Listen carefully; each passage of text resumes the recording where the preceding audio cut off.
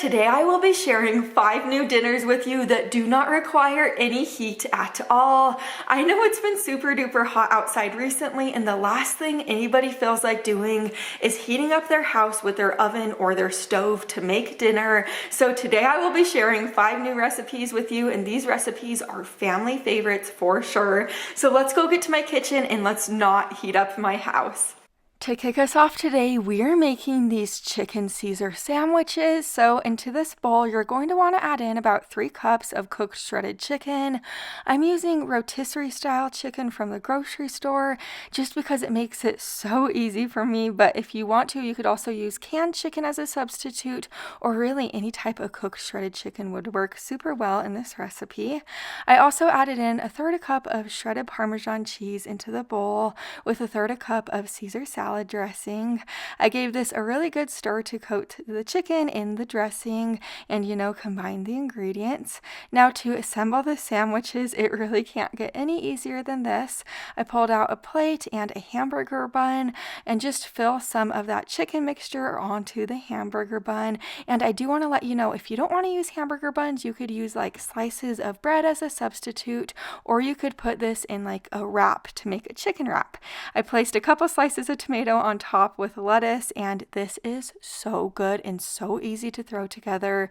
My entire family loves this dinner, and I served it alongside of some cold carrot sticks and ranch for the side, just so I didn't have to heat up any sides. This meal is so delicious. Now we're making these chicken and vegetable pitas. So to begin, we're going to cut all of our vegetables into very small pieces. So start out by dicing an English cucumber, next a Roma tomato, 1/2 of a red onion, and a yellow bell pepper. I do want to let you know, if you want to use other veggies for this, you certainly can. You could use any veggies you'd like. Set all of these vegetables to the side. We're going to start on the dressing now. So into the small bowl, add in 1/3 cup of mayonnaise. Next, add in 2 tablespoons of red wine vinegar, and then for the seasonings, toss in a tablespoon of ranch seasoning.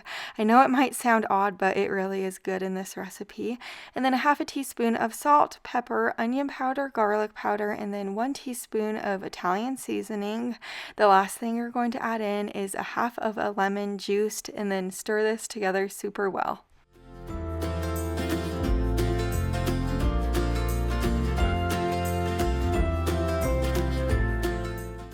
Into this big bowl, add in all of the vegetables that we cut up earlier. Next, you're going to want to add in a 12-ounce can of chicken. I did drain my chicken, and you don't have to use canned chicken. You could always use like rotisserie chicken as a substitute, or any type of cooked chicken. I also added in 1/4 cup of feta cheese and the dressing that we made up earlier. Give this a really good stir.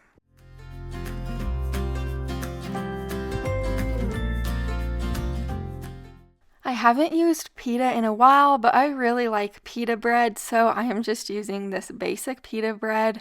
I placed it on my plate, and then to assemble this, just put some of that filling that we made up right inside of your pita, fold it over, and then you could serve this up. I served ours alongside of some potato chips as the side dish for this dinner, just because I didn't feel like heating up my house making a side. But this is so flavorful. Like I said before, you can make this your own by adding ingredients or subtracting ingredients. Now we're making these Hawaiian style barbecue chicken sandwiches. I have an 8-ounce bag of seasoned pre-cooked rotisserie style chicken right here. This chicken comes in larger chunks, so I'm just going to cut it into smaller pieces right now. And if you've never tried this chicken, I do recommend it. My family thinks it is pretty good, especially for being pre-cooked. Now into this big bowl, I'm going to add in the chicken that I just cut up into smaller pieces. Just toss it right in that bowl. Next, add in 1/4 cup of crushed pineapple and 3/4 cup of barbecue sauce. You could use any type of barbecue sauce you like. Next, I'm adding in 3 green onions that I sliced, and I'll give this a stir.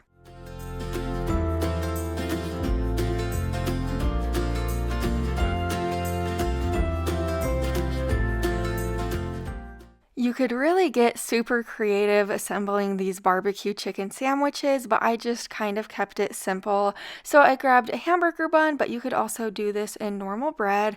I placed a slice of some butter lettuce on the bottom and a couple slices of tomato. Then I placed our barbecue chicken over the top, and then there you go. You could serve this up. This chicken has the perfect amount of like salty and sweet flavor about it. It really is super good, especially on a hot summer day. And then I served this with some fresh broccoli and ranch. We've been really liking fresh broccoli recently, and some barbecue chips. Recently, I've got some requests to make some dinners with tuna, so now we are making these tuna vegetable wraps. You're just going to cut all of your vegetables into smaller pieces, and it is just a half of a yellow bell pepper, 3 green onions, 2 ribs of celery, a half of a red onion, and a half of a Roma tomato. Once all of your veggies are into smaller pieces, you're going to add them into a large bowl. Next, you're going to add in 1 cup of shredded iceberg lettuce, and then for the tuna, I'm using 2 5-ounce cans of drained tuna. You could really use any type of tuna you like. Now I'm adding in 1 tablespoon of yellow mustard, then 1/3 cup of mayonnaise, the juice from a half of a lemon that will give it a really nice kick. Then add in a dash of salt and pepper and give this a stir.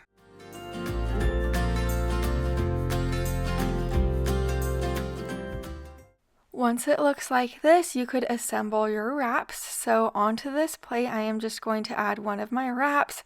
I'm using these whole wheat wraps. I like them, but you could really use any type of wraps that you could find at your store. Place a couple scoops of the mixture in there, spread it out, and then you could roll it up. These tuna wraps are out of this world. They have the most perfect crunch about them from all of those veggies mixed together. And even if you're not the biggest tuna fan in the world, I think you should give these wraps a try still. They are so, so delicious. These turkey pinwheels are so perfect for this time of year. To begin, we're going to work on the cheesy mixture on the inside. So into this bowl, you're going to want to add in 8 ounces of softened cream cheese. Make sure it is softened or it will be super hard to stir. And then toss in 1.5 tablespoons of ranch seasoning, and then 1/4 cup of very small diced cucumber. Next, you're also going to add in 1/4 cup of very small diced red onion and 1/4 cup of shredded Colby Jack cheese. You are going to stir this mixture all together until it is like beautifully combined.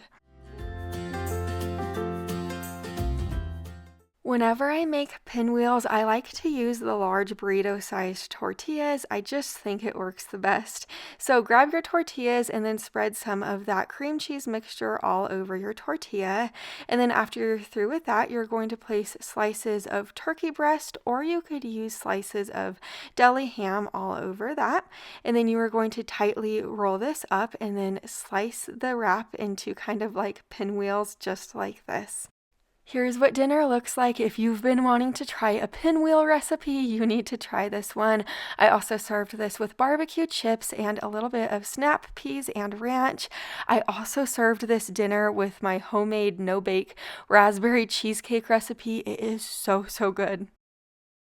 I didn't want to tease you with my no-bake raspberry cheesecake recipe and not share the recipe with you, so today you are getting a bonus.